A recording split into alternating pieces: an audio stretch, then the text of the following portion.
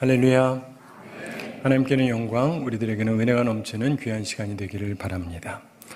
한 주 동안 편안히 잘 지내셨습니까? 전 한 주 참 바쁘게 지냈는데, 예전에 우리 2002년에 그 월드컵 대회 하면서 4강에 진출했던 적이 있잖아요. 대단한 일이었습니다.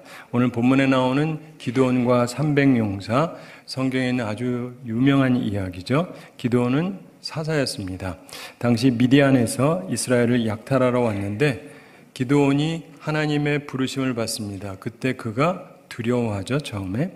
당시 이 미디안 사람들이 아말렉 사람들하고 동방 사람들을 모아가지고 와서 이스라엘을 침략을 했는데 이 사람들이 굉장히 못된 사람들이었습니다. 이스라엘이 곡식을 추수하려고 하면 그때 치러 올라옵니다. 그래서 올라와서는 모든 토지 소산을 다 약탈해 갑니다. 그리고 양, 소, 나귀 등 가축도 닥치는 대로 약탈해 가고는 했습니다. 그런데 이스라엘이 속수무책이었습니다. 이 악당의 수가 얼마나 많은지 마치 메뚜기 떼같이 들어왔다고 성경에서 설명합니다. 즉 그들과 약대 수가 무수했다는 것입니다. 그런데 이런 사람들, 적어도 3가지 연합 세력하고 싸워서 그들에게서 승리를 얻은 이 엄청난 일을 기드온이 불과 300명의 특공대하고 함께 일으켜냅니다. 이것은 세계 역사상 볼 수가 없는, 유례가 없는 일인데 바로 이 일로부터 시작해서 이스라엘이 전쟁 잘하는 나라로 실제적으로 많이 알려지게 되죠. 아까 말씀드린 것처럼 한국이 처음으로 월드컵에 가서 항상 지다가 2002년에 본선에 올라가고 16강, 8강 그리고 4강에 올랐을 때 얼마나 사람들이 좋아했습니까? 그런 것처럼 이스라엘로서는 이 당시에 이 전쟁의 승리는 엄청난 것이었습니다. 동방에서 계속되는 침략에 대승을 거두어서 이후로는 동방에서의 공격으로부터 자유롭게 됩니다. 어쨌든 당시 동방 세력을 이기는 것은 엄청난 것이었습니다. 이런 위대한 일에 부름받고 쓰임받았던 기드온, 그리고 그의 300용사를 통해서 구원사에게 부름받았던 사람의 삶을 살펴보며 교훈을 얻게 되기를 바랍니다. 오늘 본문에서는 하나님께서 쓰시는 사람이 되려면 3가지 중요한 자세를 가져야 된다는 것을 가르쳐 줍니다. 제가 항상 갖고 있고 여러분에게 자주 말씀드리는 얘기인데, 자, 여러분 생각해 보시면은 보통 사람은요, 이기적이거나 혹은 이타적이죠. 대체로 이기적이죠. 자기 이익을 생각합니다. 간혹가다 소수의 사람들이 이타적인 남을 생각을 합니다. 장단점이 있죠. 우리 학교에서는 이타적인 사람이 되라고 가르쳐 주긴 하는데 이기적으로 사람들이 사는 이유는 뭐냐면 그래야 내가 먹을 것도 있고 편하기도 하고 나한테 좋으니까 그런 거죠. 단지 문제는 남에게 유익이 안 된다는 것입니다. 이타적인 것은 좋은데 남에게 유익을 끼치니까 단점은 내 걸 잘 안 챙기게 돼요. 우리나라에서 옛날부터 하던 말이 있잖아요. 독립운동했던 분들의 후손들 치고 잘된 사람이 없다. 다 공부 못하고 자녀 교육에 신경을 안 쓰니까, 그리고 돈도 없고, 그래서 힘들게 몇 대가 고생을 한다. 못 들어보셨나요? 근데 그런 게 굉장히 많았습니다. 그러니까 이타적인 것이 좋기는 한데 한편으로 보면 자기 걸 너무 안 챙기다 보니까 후손들이 너무 힘들게 되는 거예요. 그럼 뭐가 맞느냐?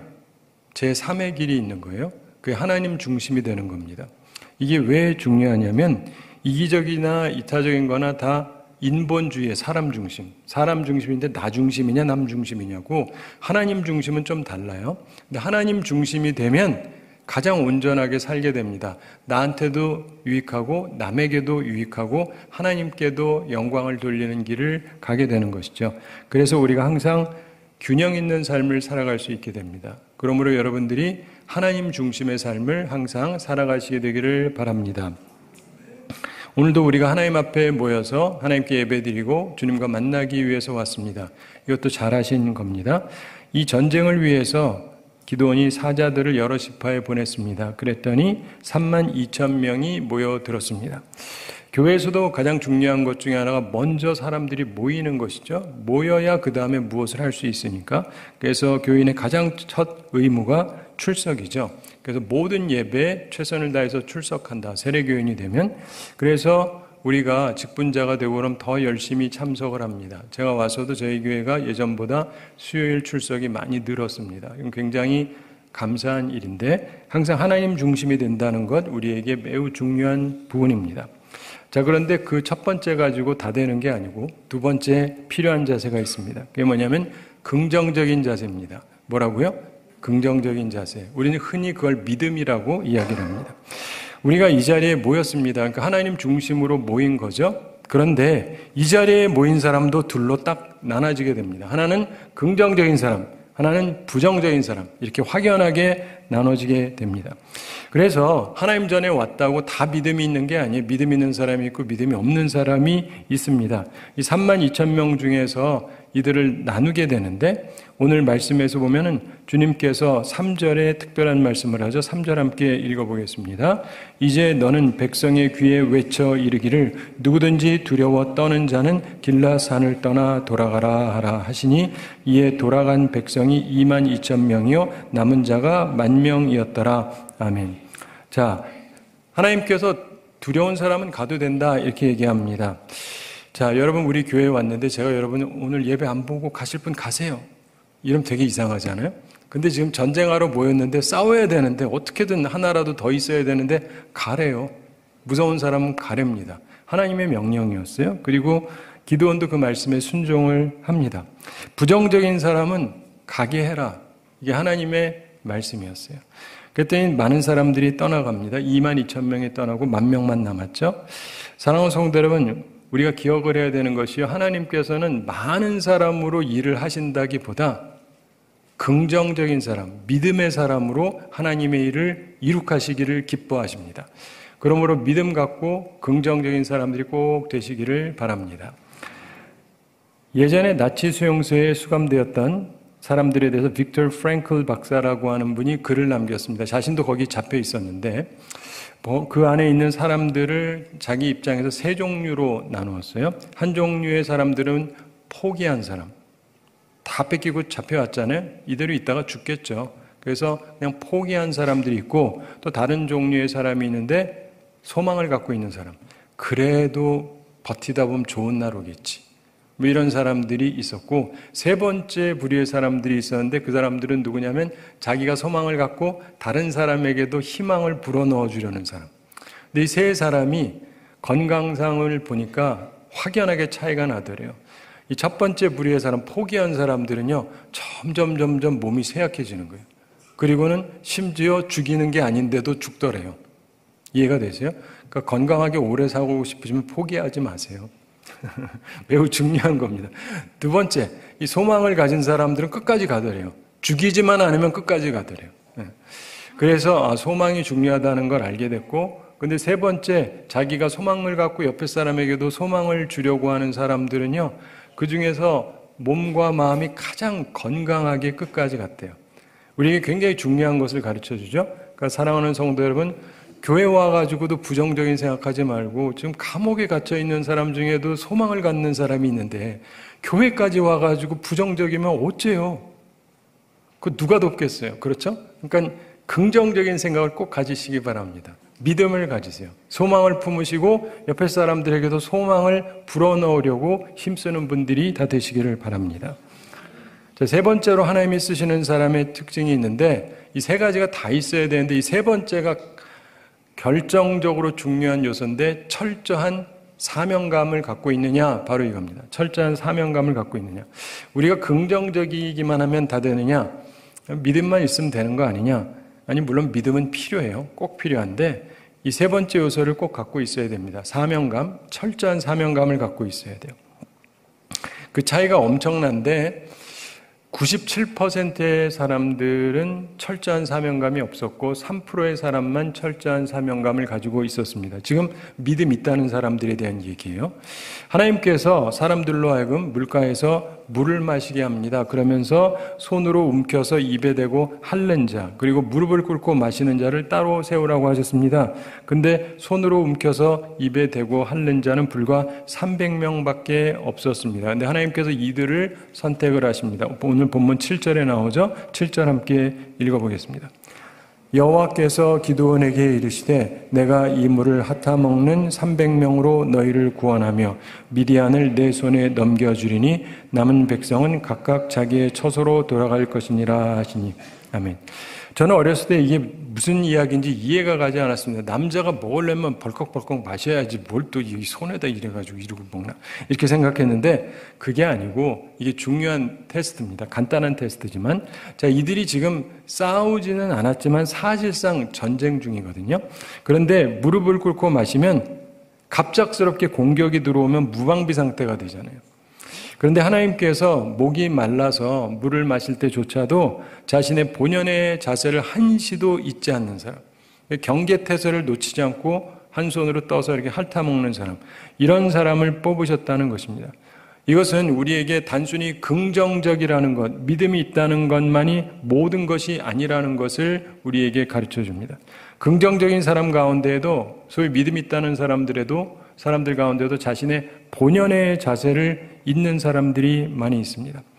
긍정적인 사람이지만 끝까지 남지 못하는 사람들이 많이 있어요. 자제력이 약한 사람들이 대다수입니다. 그런데 끝까지 남은 사람은 정말 소수였습니다. 저는 항상 이런 사람이 되려고 노력을 합니다. 한순간도 나의 나됨을 잊지 않으려고 하는 것, 나의 사명을 단 한순간도 잊지 않으려고 하는 것. 그런데 쉽지는 않습니다. 근데 이런 사람을 하나님이 특공대로 쓰신다는 것을 기억하셔야 됩니다. 여러분, 긍정적인 사람이 별로 많지 않은 것 같아도 그 사람들 모아놓으면 그래도 꽤 많아요. 그런데 자신에게 맡겨진 일은 철저하게 해내는 사람, 한순간도 자기 사명을 잊지 않는 사람들, 이런 사람들은 그리 흔하지가 않습니다. 그런데 이런 사람들을 하나님께서 크게 사용하시는 것입니다. 사실 많은 사람들이 맡겨진 일을 하다가 좀 피곤하고 조금 어려우면 자기 본연의 자세를 잃어버립니다. 그리고 흐트러집니다. 그러나 하나님께서 크게 쓰시는 사람이 되기를 원한다고 한다면 우리가 항상 준비가 되어 있어야 하는 것입니다. 바라기는 우리 모두 하나님 앞에서 그런 사람들이 다 되기를 바랍니다. 한 가지 제가 본문을 보면서 특이하게 생각하는 게 있습니다. 여러분은 어떤지 모르겠는데 사람들한테 가라고 했잖아요. 교회 왔는데 제가 교인들더러 가라 그랬다고 생각해 보세요. 가세요. 그 다음에도 믿음 있는 사람들인데 가세요. 되게 이상하지 않아요? 근데 불만을 표하는 사람이 단 한 명도 없었다는 거예요. 가라는데 군소리 없이 다 간 거예요. 착해서 그랬을까요? 순종해서 그랬을까요? 아니, 그게 아니고 부름 못 받은 게 오히려 기쁜 거예요, 이 사람들은. 네. 사실 이런 사람들이 의외로 많습니다. 부름받지 못한 걸 기쁘게 여기는 사람, 부름받지 못해서 참 다행이라고 생각하는 사람들이 의외로 많죠. 그런데요, 하나님의 부르심 받는 것은 이 세상에 그 무엇하고도 비교할 수 없는 귀한 일입니다. 왜냐하면 기적적인 승리를 하나님께서 주시기 때문에 그래요. 세상 살면서 사람과 비교해서 이기는 게 쉽지 않습니다. 쉬우세요? 어렵잖아요. 근데 나는 경쟁하면 항상 이긴다. 이거 쉽지 않아요? 근데 그것도 그냥 이기는 걸 넘어서 기적적인 승리를 한다. 절대 안 되는 것도 난 뒤집을 수 있다. 이런 사람은 거의 없어요. 이거 하나님께서 특별하게 은혜를 주는 사람에게만 가능한 거예요. 이걸 갖는다는 건 굉장히 귀한 것입니다. 자, 오늘 이 말씀을 통해서 우리는 하나님께서 그런 은혜를, 그런 지혜를, 능력을 아무에게나 주시는 게 아니라는 걸 보게 됩니다. 하나님께서 테스트하신 하나님이라는 걸 배우게 됩니다. 하나님께서 특별한 일을 위해서 테스트하실 때가 있습니다. 시험한다, 이게 그냥 유혹한다는 말이 아니라 테스트한다는 말입니다. 야고보서에서 하나님은 시험하지 않는다 이런 말씀하는데 그 말은 유혹하지 않는다 이런 말이고, 하나님께서 우리를 넘어지게 하려는 유혹은 하지 않으시지만 우리가 하나님의 일에 적절한 사람인지를 알기 위해서 테스트를 하십니다. 그러니까 우리가 그 테스트를 통과를 해야 돼요. 첫째가 뭐냐면은 하나님 중심이 아닌 사람을 골라내려고 하는 거예요. 마치 알곡과 가라지를 골라내는 것처럼 하나님 뜻에 맞는 자와 그렇지 않은 자를 골라내려고 하는 것입니다. 그래서 세상 중심으로 사는 사람들을 배제시키십니다. 여러분, 오늘날에 우리 한국에 이단들이 되게 많잖아요. 이단들을 사실 잘 들어가서 보면 굉장히 이기적인 사람들이에요. 자기들만 구원 얻겠다는 거죠. 자기들에게만 구원이 있다고 그러고 하나님을 얘기하고 있지만 이들은 사실상 자기 중심으로 사는 사람들이에요. 근데 하나님은 이런 사람들을 배제시키세요. 두 번째, 불신하는 자를 배제시키십니다. 의심하는 사람을 배제시키는 거예요. 전쟁에서 두려움이 많은 사람들은요, 자기만한 싸우는 게 아니라 옆에 있는 사람까지 힘 빠지게 만들어요. 하나님의 일에도 이런 사람들이 굉장히 많습니다. 차라리 입이나 다물고 있으면 좋겠는데 막 얘기하면서 옆에 사람들 사기를 다 깎아내려요. 이런 사람들을 하나님께서 배제시키십니다. 예수님께서도 제자들을 부르셨을 때 처음에 많이 오는데 그 다음에 제자들을 추리세요. 가게 하십니다. 세 번째로 시험을 통해서 무책임한 사람을 배제시키십니다. 소위 긍정적이다라고 하는 사람들 가운데 그냥 단순히 긍정적이기만 해요. 된다 그러는데 무책임한 사람도 꽤 많습니다. 잘 될 거라고 막연히 생각은 해요.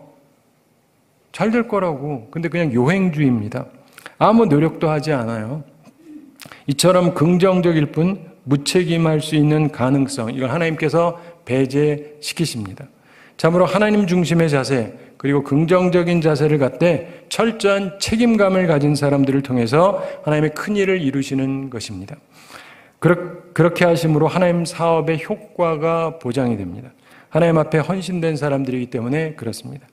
네 번째로 특별히 구원은 사람에게 달린 것이 아니라 하나님에게 달린 것이라는 것을 보이시려고 이렇게 하는 것입니다. 하나님께서 2절에서 백성이 너무 많다고 하시죠. 2절 한번 함께 읽어보겠습니다.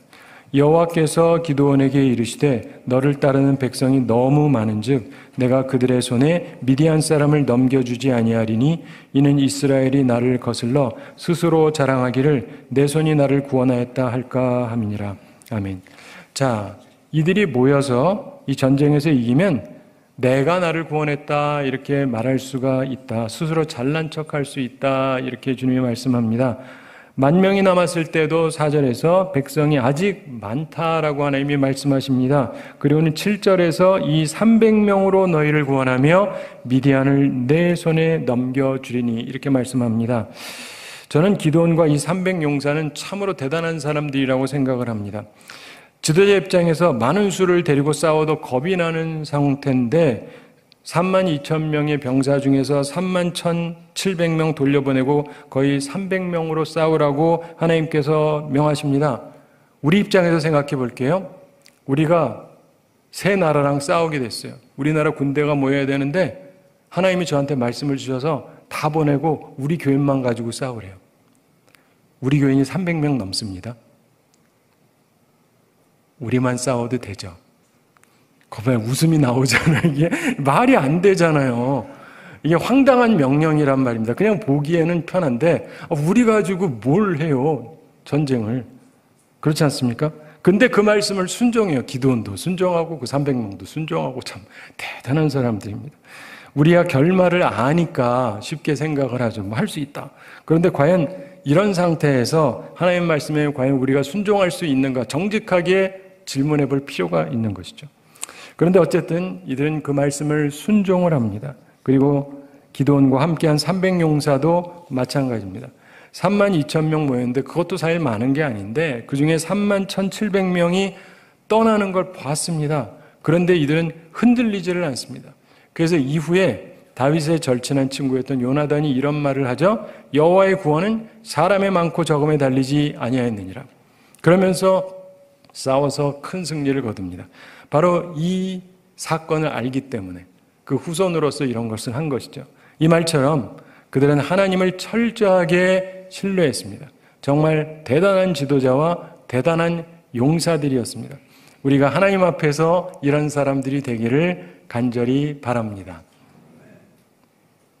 근데 하나님께서 하나님을 경외하는 사람들에게요, 이길 수 있도록 지혜를 주십니다. 이게 지혜가 없으면 할 수가 없는 거거든요.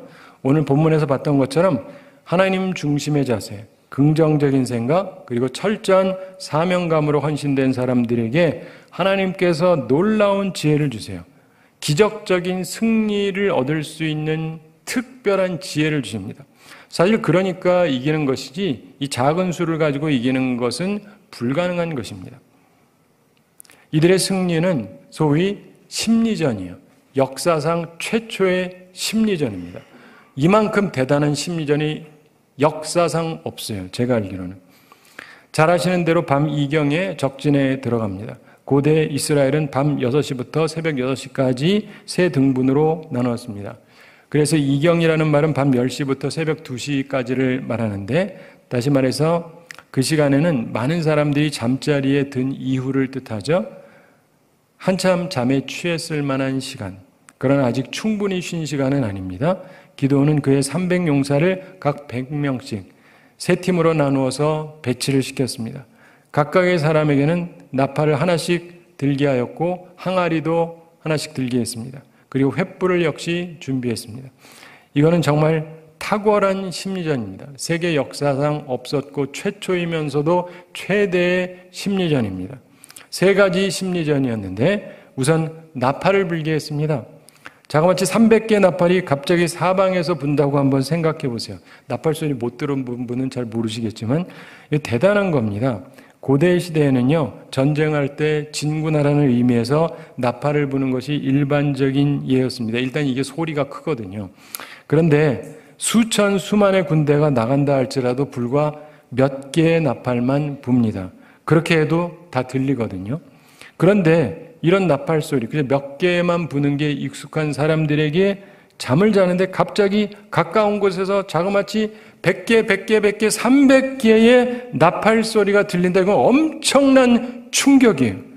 도대체 얼마나 많은 대군이 오기에 이런 엄청난 소리가 나는가? 수십만, 수백만의 군대가 오지 않고서야 이런 엄청난 나팔 소리가 날 수가 없는 것입니다. 그래서 사람들이 기겁해서 일어납니다. 이렇게 상대방을 놀라게 한 후에 두 번째 심리전, 항아리를 일제히 깨뜨립니다.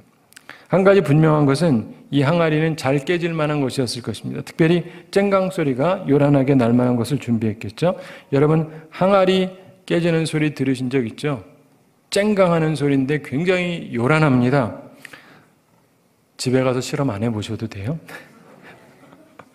자, 근데 이게 하나만 깨져도 그런데 이게 300개가 전쟁 중에 그걸 들으면 이게 무슨 소리 같아요? 쨍강? 칼소리라고, 칼소리. 쨍쨍. 그러면서 한두 개가 아니라 사방에서 스테레오로 300개의 항아리가 쨍강쨍강쨍 하면서 막 깨지는데 그 소리가 의미하는 것은 엄청난 칼싸움이 벌어졌다는 얘기예요. 아닌 밤중에 홍두깨라고 그야말로 편히 자려고 했는데 수백만의 군대가 바로 코앞에서 진격 소리를 내면서, 왜냐면 이게 그런 거거든요, 나팔이. 그러면서 또 엄청난 칼소리가 납니다. 이렇게 되면 사람이 정신을 차릴 수가 없어요. 뭐 이것저것 확인할 틈이 없습니다. 이제 이미 전쟁이 엄청나게 치열한 게 벌어진 거거든요. 그러니까 힘써 목숨을 구하는 게 최선이다. 이렇게 심리적으로 생각할 수밖에 없게 만든 거예요. 게다가 준비된 횃불 300개를 비춥니다. 얼핏 생각하기에는 잘 비춰지면 서로 잘 확인할 것 같잖아요. 근데 사실 그게 그렇지가 않습니다. 갑자기 온 주위가 대낮같이 환해지면 일단 엄청난 싸움이라는 뜻이거든요. 그러니까 군사들이 혼비백산할 수밖에 없습니다. 게다가 막 소리도 지르죠. 그랬더니 이들이 얼마나 놀랐는지 서로 자기 편하고 칼싸움을 해요. 그래서 서로 치고 죽였습니다. 사실 그도 그럴 것이 이들이 연합군이었거든요. 연합군. 이들은 미디안 사람, 아말렉 사람들, 그리고 동방 사람들의 연합군이었습니다. 근데 지금 어떻게 된 건지 잘 모르겠는데 이 누군가가 공격을 해 들어오면 서로 치고 죽이게 되는 거예요. 왜냐하면 상대방이 배신했다 이렇게 느끼기가 쉽습니다. 옛날에는 또 배신도 많이 했거든요. 근데 원체 갑작스러운 일이라서 정확한 상황을 파악하는 게 불가능합니다. 그러니까 그저 닥치는 대로 치고 싸울 수밖에 없어요. 이렇게 해서 이들은 미디안으로부터 당했던 오랜 고통을 이제 종지부짓고 평안한 삶을 살 수 있게 됩니다. 이것이 우리에게 가르쳐주는 바가 뭡니까? 하나님의 전략이에요. 이건 사람이 한 게 아니라 하나님께서 하신 거예요. 그걸 믿으셔야 됩니다. 단지 하나님의 전략이 누구에 의해서 이루어집니까? 순종하는 사람들에 의해서. 그리고 그것을 철저하게 순종하기 때문에 놀라운 승리를 얻은 것입니다. 한 가지 우리가 마지막으로 기억하고 넘어갈 일이 있습니다. 이렇게 놀라운 승리를 얻게 되니까요, 다 돌아갔던 사람들이 또 다 와요. 그러면서 도망가는 미디안을 쫓아가기 시작합니다. 우리가 이긴다고? 신나네? 그러면서 쫓아갑니다. 이게 무슨 일입니까? 모이지 않던 사람들이 모인다는 얘기예요. 두려워하고 부정적인 사람들이 갑자기 긍정적으로 바뀌고 믿음이 생긴 거예요.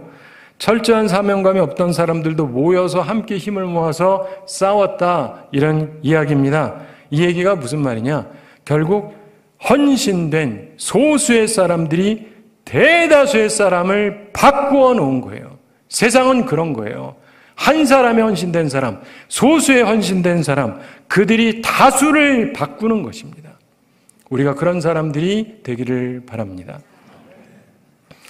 한 가지 실제적 예를 말씀드리면서 오늘 말씀 마치겠습니다. 아까 처음에 말씀드렸던 것처럼 2002년 한국 월드컵 축구대표단 그리고 감독 소수의 사람들이었잖아요. 근데 그들이 활약하면서 그 당시 한국을 완전히 좋은 의미에서 뒤집어 놨다 그러죠. 재미있는 일은 그 당시에 소매치기들이 이 대회 중에는 소매치기 하지 않기로 합의를 했다, 뭐 그러자죠. 당시에는 뭐 기분이 좋아가지고 부부싸움도 많이 현격하게 줄었답니다. 전철을 타면 자리 양보하는 사람도 많이 늘었다 그러고 싱글벙글 웃는 사람들도 많았고 한국 전체가 굉장히 친절한 모습으로 품위 있는 모습으로 갑자기 바뀌었다 그럽니다. 왜 그렇습니까? 소수의 사람들의 활약이 수많은 대중을 바꾸어 놓았기 때문입니다. 사실 이 일이 기드온과 300용사의 활약하고 비슷한 점이지 않습니까? 사랑하는 성도 여러분, 이제 우리가 주님의 부르심을 따라서 그런 멋진 일을 감당한다면 얼마나 좋겠습니까? 세상을 바꾸기에는 물론 너무나 적은 숫자죠. 소수입니다. 우리의 헌신이 그럼에도 불구하고 우리 이 지역과 우리나라와 미국이나 세계 여러 곳에 큰 파장을 일으키면서 수많은 사람들을 바꾸어 놓을 수 있다면 얼마나 멋진 일이겠습니까? 아무도 아멘을 안 하시지만 멋진 일 아닙니까? 할 수만 있다면. 근데 일반적으로는 불가능한 일이죠. 그러나 하나님이 뜻하시면 가능할 수도 있지 않습니까?